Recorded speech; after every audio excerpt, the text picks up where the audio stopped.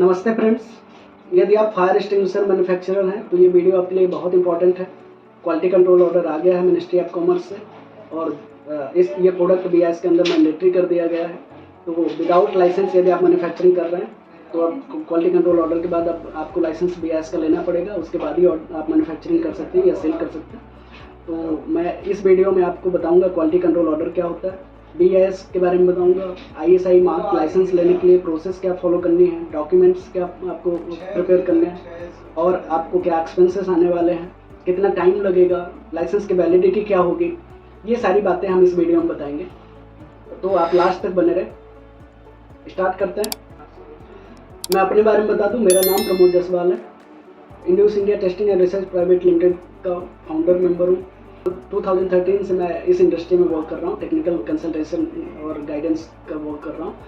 तो इसमें कई तरह की इंडस्ट्रीज़ के लिए अभी तक हमने काम किया है, जिसमें प्लास्टिक इंडस्ट्री है, प्लाईवुड इंडस्ट्री है, ग्लास इंडस्ट्री है, आपका मेटेलिक में कॉपर, एल्युमिनियम, स्टील इंडस्ट्रीज़ हैं, आपका केमिकल इंडस्ट्रीज़ हैं, कंक्रीट इंडस्ट्री है। तो सभी के लिए हमने काम किया है। ये वीडियो काफ़ी आपके लिए इंफॉर्मेटिव होगी कि आपको अपने प्रोडक्ट को कैसे इम्प्लीमेंट करना है BIS के लिए। तो सबसे पहले क्वालिटी कंट्रोल ऑर्डर की बात करते हैं। क्वालिटी कंट्रोल ऑर्डर बेसिकली जो भी प्रोडक्ट है कंसर्न मिनिस्ट्री, जिस मिनिस्ट्री के अंदर वो प्रोडक्ट आता है, जैसे कि आपका प्रोडक्ट मिनिस्ट्री ऑफ कॉमर्स में आता है, तो वो मिनिस्ट्री, यदि मिनिस्ट्री को लगता है कि ये प्रोडक्ट कस्टमर के हिसाब से इसकी क्वालिटी जो है इम्पॉर्टेंट है एंड क्रिटिकल है, तो मिनिस्ट्री क्वालिटी कंट्रोल ऑर्डर लेके आती है और उस ऑर्डर में प्रोडक्ट को मैंडेटरी सर्टिफिकेशन के लिए मैंडेटरी कर देती है। तो जो भी प्रोडक्ट मैंडेटरी हो जाता है, दैट मीन्स उनका एक सर्टेन स्टैंडर्ड है, उसको एज पर स्टैंडर्ड ही मैन्युफैक्चर करना है और सेल करना है। तो इसका क्वालिटी कंट्रोल ऑर्डर आने के बाद उसको इन्फोर्समेंट बॉडी BIS है। BIS bureau of Indian standard, ये national standard body of India है। क्वालिटी कंट्रोल का वर्क करती है और मैन्युफैक्चरर एंड कस्टमर के बीच में थर्ड पार्टी एश्योरेंस का वर्क करती है। ये ISI लाइसेंस देती है। मेन एक्टिविटी में ये स्टैंडर्डाइजेशन, सर्टिफिकेशन, टेस्टिंग, ये एक्टिविटीज़ हैं जो BIS परफॉर्म करती है। अवेयरनेस प्रोग्राम चलाती है BIS।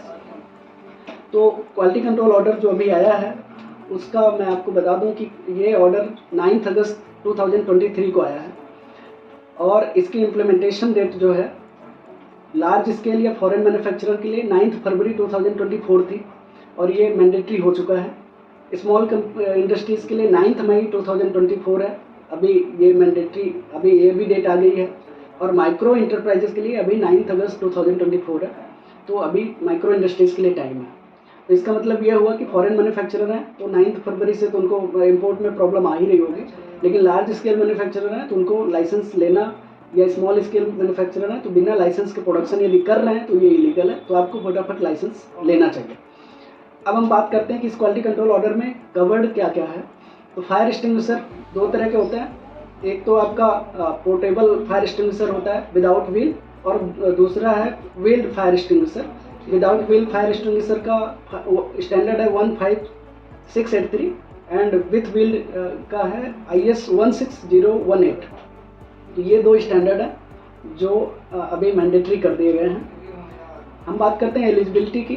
तो BIS की एप्लीकेशन के लिए एलिजिबिलिटी क्राइटेरिया ये है कि आपके पास मैन्युफैक्चरिंग यूनिट होनी चाहिए और यदि आप लार्ज स्केल कंपनी है तो आपके पास टेस्टिंग फैसिलिटी भी होनी चाहिए। यदि आप MSME हैं तो गवर्नमेंट आपको रिलैक्सेशन देती है इसमें कि आप बाहर से एग्रीमेंट करके लैबोरेटरीज, जो BIS के लैबोरेटरीज हैं, वहाँ आप टेस्टिंग करा सकते हैं, लैब लगाने की ज़रूरत नहीं पड़ेगी।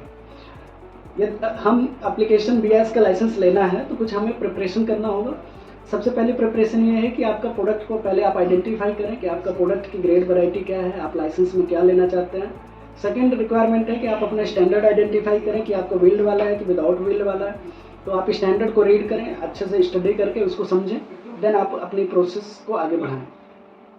BIS लाइसेंस के लिए प्रोसेस की बात करता हूँ। तो प्रोसेस में बेसिकली 8 स्टेप्स हैं, जिसमें मैं आपको थोड़ा ब्रीफ कर देता हूँ। डॉक्यूमेंटेशन, इनिशियली तो आपको डॉक्यूमेंटेशन करना है। सेकेंड स्टेप सैंपल टेस्टिंग, ये सिर्फ सिंप्लीफाइड प्रोसीजर के लिए है।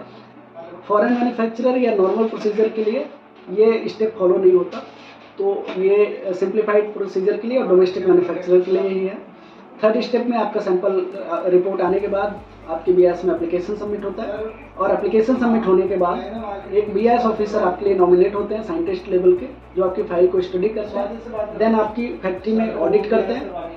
ऑडिट में रॉ मटेरियल से लेकर फिनिश गुड तक की सारी प्रोसेस को वेरीफाई करते हैं, सारी मशीनरी, इक्विपमेंट, मटेरियल के सर्टिफिकेट्स, एवरीथिंग वेरीफाई करते हैं। क्वालिटी कंट्रोल इंचार्ज की कॉम्पिटेंसी चेक करते हैं, फैक्ट्री की लोकेशन वेरीफाई करते हैं। देन 6th स्टेप में एक सैंपल विड्रॉ करते हैं क्रॉस वेरिफिकेशन के लिए। 6th स्टेप जो है sample withdraw both foreign manufacturer या डोमेस्टिक मैन्युफैक्चरर या सिंप्लीफाइड प्रोसीजर या नॉर्मल प्रोसीजर जो भी है सभी के लिए एप्लीकेबल है। और सैंपल विड्रॉ करने के बाद 7th स्टेप में टेस्टिंग होती है, रिपोर्ट आती है, एंड 8th स्टेप में आपको लाइसेंस मिलता है। लेकिन यदि आप सिंप्लीफाइड प्रोसीजर में फाइल कर रहे हैं तो आपका सैंपल विड्रॉ जो 6th स्टेप में हो रहा है, ये इसकी रिपोर्ट का आपको वेट नहीं करना पड़ेगा। ऑडिट के बाद 5-6 दिन में आपको लाइसेंस मिल जाता है। ये बेनिफिट मिलता है। तो डॉक्यूमेंटेशन के बारे में मैं थोड़ा और डिटेल में आपको ब्रीफ कर देता हूँ। डॉक्यूमेंटेशन बेसिकली एक तो आपका जनरल डॉक्यूमेंट है जो आपकी कंपनी के रजिस्ट्रेशन से रिलेटेड है, जैसे कि आपका COI है, पार्टनरशिप डीड है, GST, MSME, आपके ऑनर्स का ID प्रूफ, ये डॉक्यूमेंट, और प्रीमाइसेस डॉक्यूमेंट, या फॉरेन मैन्युफैक्चरर है तो बिजनेस लाइसेंस, ये जनरल डॉक्यूमेंट है।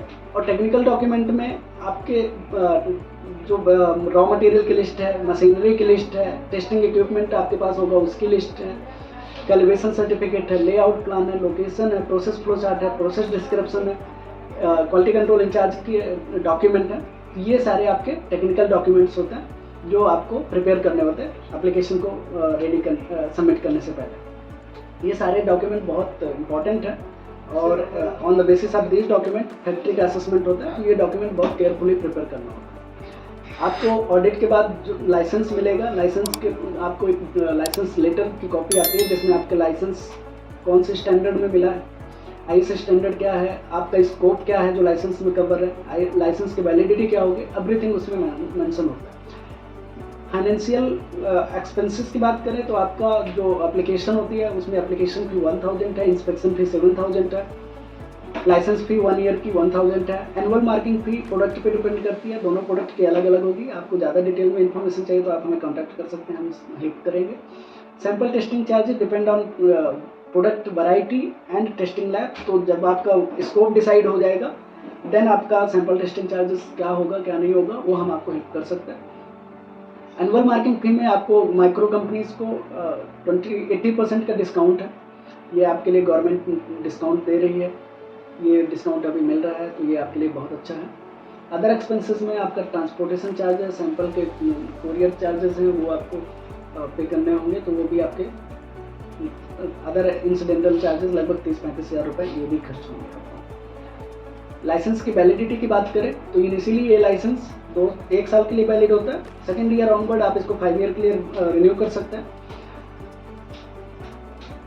रिक्वायर्ड टाइम ड्यूरेशन जो है it is generally takes 35 to 45 days for domestic manufacturer and for foreign manufacturer it will take approx 4 to 6 months।